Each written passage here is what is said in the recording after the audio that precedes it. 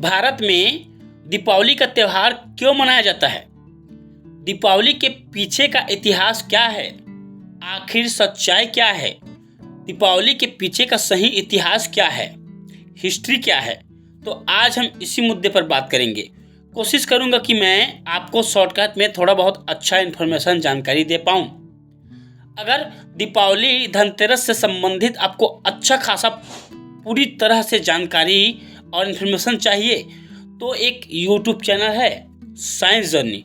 मैं इस चैनल को प्रमोट नहीं कर रहा हूँ, पर ये जो चैनल है वो सही में बहुत अच्छा जानकारी देता है। तो एक बार जाकर आप उस वीडियो को देखें। कोशिश करूँगा कि मैं आपको अच्छा खासा जानकारी दे पाऊँ। तो स्वागत है आपका मेरे साइंटिफिक हिस्ट्री स्टोरी चैनल पर। तो चलिए शुरू करते हैं। जैसे कि प्रश्न है, दीपावली का त्यौहार भारत में क्यों मनाया जाता है? इसके पीछे का सच्चाई, हिस्ट्री, इतिहास क्या है? थोड़ा शॉर्टकट में समझें। इसका 3 जवाब मिलता है। 3 अलग अलग तरह का कहानी और इतिहास जानने को मिलता है। इसके 3 अलग अलग प्रकार के इन्फॉर्मेशन जानकारी मिलता है। पहला, बुद्ध के घर वापसी का। जब बुद्ध को ज्ञान प्राप्त हुआ, जब वो जंगल से घर वापसी आए तो उनके गांव वालों ने दीपक जलाया। दीपक जलाने का सम्यक परंपरा, सम्यक कल्चर कुछ अलग ही है। तो उनको ज्ञान प्राप्ति हुआ और वो घर वापसी आए, इसी उपलक्ष्य में दीपक जलाया गया। अब इसी चीज को आगे बढ़ाते हुए, वैसे दीपक ज्ञान का प्रतीक होता है, तो इस बात को थोड़ा समझें। तो उनके आने पर दीपक जलाया गया। अब इसी परंपरा को आगे बढ़ाते हुए सम्राट अशोक ने 84,000 स्तंभ लगाकर दिया जलाया। और इसी परंपरा को आगे फिर बढ़ते बढ़ते गया और कुछ इसमें अलग अलग तरह के परिवर्तन हो गए। तीसरा, किसानों द्वारा फसल कटाई के बाद धान का घर लेके आना को लेकर दिया जलाना, घर के जानवरों को खिलाना, हिस्सा देना है। यह मैं कुछ अलग तरीके से आपको समझा रहा हूँ। यह 3 बात सामने आता है।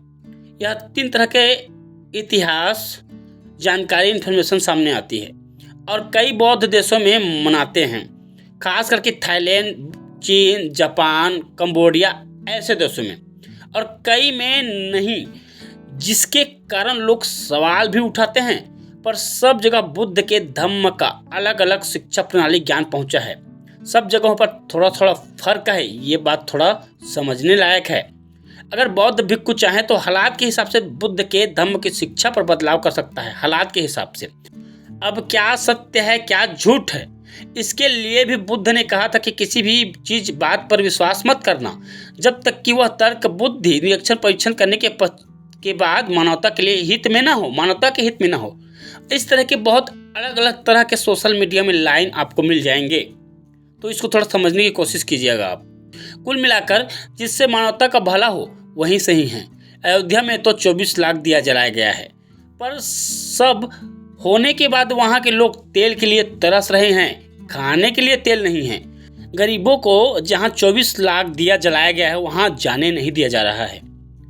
खाने के लिए तेल नहीं है उनके पास, गरीबों को वहाँ जाने से रोका जा रहा है। कितना सारा पैसे खर्च करके नुकसान किया गया। वीडियो देखेंगे तो आपको पता चल जाएगा। बहुत सारा वीडियो आपको न्यूज़ चैनलों पे मिल जाएगा, खासकर बहुजन न्यूज़ चैनल पर मिल जाएगा। दिया जलाना सम्यक परंपरा है, जिसका मतलब भी अलग है और सही है, पर अभी के समय में ज़रूरत के हिसाब से देखा जाए तो फिजूल खर्च और बर्बादी है तेल का, और साथ में प्रदूषण भी हो रहा है। बस लोगों को इन सभी चीज़ों से बचना चाहिए, सभी समाज को बचना चाहिए। आगे जाकर धीरे से सब बदल जाएगा। देखना, जैसे बाकी त्योहारों में कुछ कुछ बदलाव रोक लगा, जैसे कि पानी का यूज, होली में फटाके ज़्यादा फोड़ना या ज़्यादा बड़े बड़े फटाके और बहुत कुछ, वैसे ही इसीलिए अपना दीपक स्वयं बने, ज्ञान का, प्रकाश का दीपक जलाएं, सत्य को जाने समझें और दूसरों को भी समझाएं और सत्य और ज्ञान को फैलाएं। यही सही है।